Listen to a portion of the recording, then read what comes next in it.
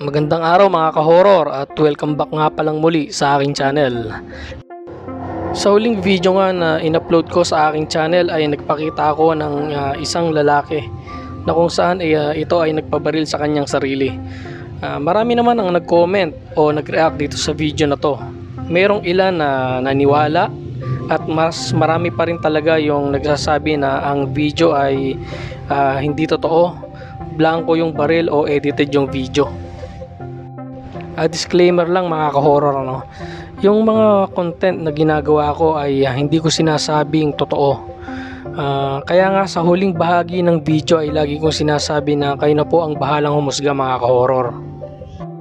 Kumbaga kanya-kanya tayo ng opinion at sarili natin ang susuri kung ang video ba na aking in-upload ay totoo o hindi.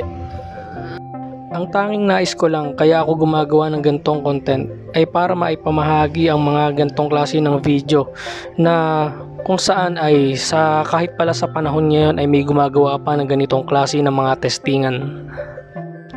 Ang video ang ipapakita ko sa inyo ngayon ay nagmula sa ibang bansa. Hindi ko lang alam kung anong bansa nang galing ang lalaking ito. Parang Czechwa siya o Incheck.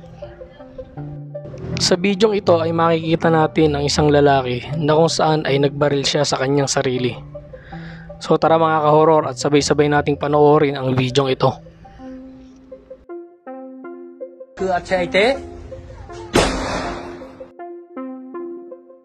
Sa simula nga ng video ay makikita natin ang isang lalaki na matapos niyang gawin ang kanyang orasyon ay agad niyang itinutok ang isang 45 caliber na baril sa kanyang tiyan at agad itong ikinalabit.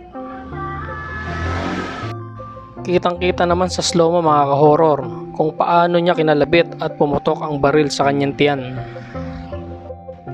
Matapos namang tumama ang tingga sa kanyang tiyan ay makikita natin ang reaksyon ng lalaki na tila hindi siya makahinga. So tara mga ka-horror at panoorin ulit natin ang video at ating suriin kung ito ba ay totoo o hindi.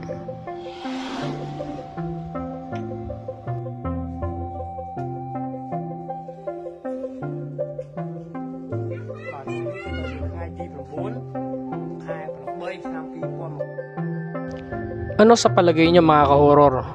Totoo bang nagbaril ang lalaking ito sa kanyang sarili? Kayo na po ang bahalang humusga. Hanggang dito na lang mga ka-horror at samahan nyo kaming muli sa mga susunod pa naming mga video. Maraming salamat po.